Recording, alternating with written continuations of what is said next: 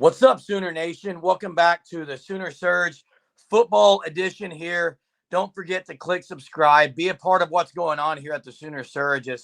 We're going to be ramping up content even more next Friday with our first college Sooner Surge game day that will be going out next Friday. We'll have videos leading up to that to kind of explain what that content will be. Right now, just be a part of this as we are excited. 8 days away from kickoff.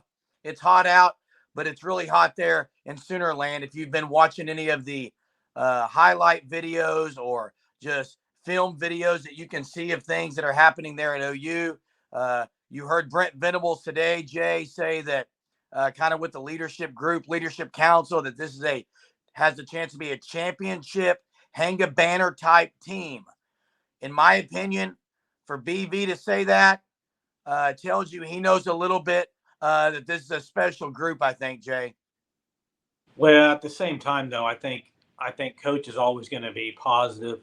And I'm a little more reserved on it just because last year I felt like I drank the Kool-Aid, man. I was all in on that team. I mean, you probably heard me say it. I was thinking maybe this team is going to shock everybody and be at the playoff. I mean, as a Sooner fan, we always are positive, right? And obviously, Brent Venables knows there's a lot better talent there. There's no question. Great recruiting class last year, good in the portal. They do got a lot more weapons this year, and on defense especially.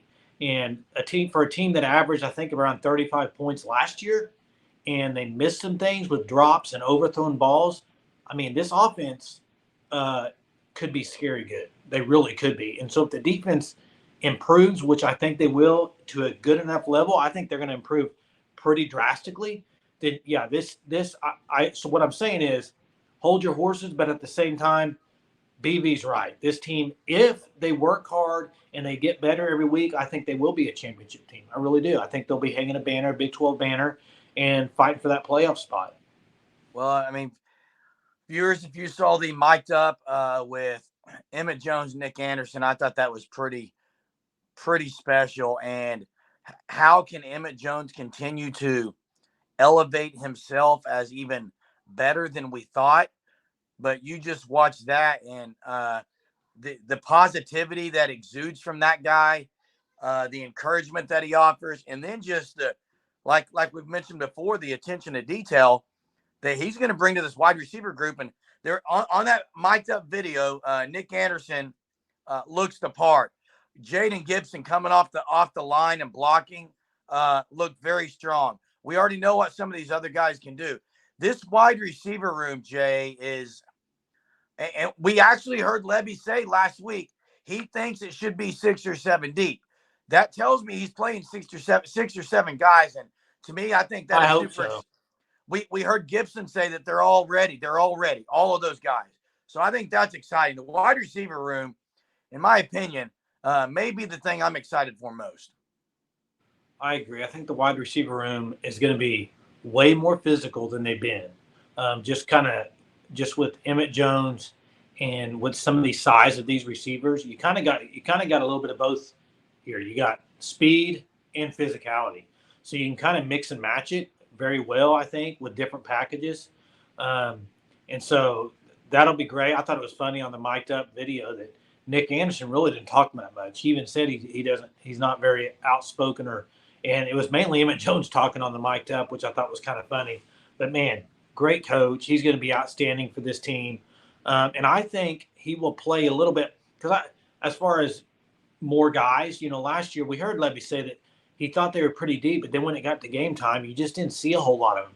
I think Emmett Jones will make sure, as a receiver coach, he's in Levy's ear saying, hey, these guys, let's get them in there, either packages or whatever. I think we're going to see a good rotation at receiver. And, like I think he said in the video, as far as let's make it, I can't remember how he worded it, but he was like, let's make it let's be the aggressor basically at receiver, which I think is going to be huge this year. I think they are going to be very aggressive. We know Levy likes to score from afar, right? And dime time. I think if Dylan Gabriel has improved more consistently on the deep ball, then I think you're going to see many plays over 30 to 40 yards with this group. Yeah, being 8 days away, this is going to be an exciting week as we're going to have the press conferences with BV. It's going to be game week. We're going to get the depth chart that'll be released out there. So there is going to be a lot this week as far as conversations that we'll be able to have. I thought it was interesting. It was either Sooner Sports Wire or SI. Andrew Raym is very healthy, healthiest he's ever been. Even had a little bit of uh, I'd say a little cockiness to him when he talked about, I challenged someone to get by me. That is very exciting to hear because it's not something that we've heard a lot from Rain because he's been banged up. He's had a rough time of it the last few years. Yeah, and I'd love our viewers to comment. Please leave your comments below. A couple of things. I would love for you to say, are you all bought in on the hype? Okay, the competitive depth, everything. Are you bought in where this team's going to be a 11-1, 12-1 loss team or a 2-loss team, or is it going to be another mid-year? I'd love the comments below. Please tell us. I think it's going to be a great year. I look maybe one loss is kind of what I'm thinking. We'll have our predictions out on a full podcast this week, but I think it's going to be a really good year. And then also, top 3 receivers in your opinion, guys, as you're watching this.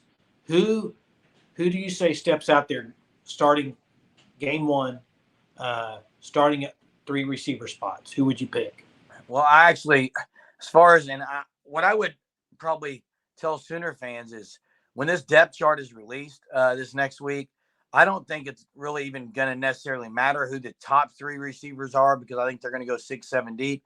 And even at tailback, I think you're going to see 3 guys quite a bit. It's been hinted at that it's going to be Barnes, Salchuk, and the way Major's playing and his leadership, it's going to be hard to keep him off. So I think it's going to be going with guys who are hot. I think they're going to, the first few weeks, roll with a lot of different guys, different sets, different things for the future opponents to watch and have to watch and be forced to watch on film. So it's going to be interesting, but I don't think we should put too much stock in necessarily even the 2 deep at receiver. Yeah, and you mentioned Major. I think he's a guy that's on that senior leadership council, and I think he's really just grown up and he's well liked. Coaching staff, he's putting in the work. I kind of look for him to have a big year. I really do. I think and Sawchuk, he's got to stay healthy. Sawchuk and Barnes too, for that matter. So I think just Major playing so well and having a good kind of fall camp just really helps this running back room to be even deeper than what we thought it was because you also have freshmen like Hicks and Smothers and Talley Walker. You got guys. But I think Major's going to be a guy that you're going to have to mess with. Yeah. So Sooner fans, drop those comments. Don't forget to click subscribe, be a part of the Sooner Surge family. And the temperatures are dropping a little bit next week, but everything else is heating up in Sooner Nation. And we got the Stone commitment tomorrow, halftime of the game. We'll be talking some Stone tomorrow. Be ready. A lot of talk tomorrow. So make sure you're part of the Sooner Surge family. Till next time, guys. Boomer. Boomer.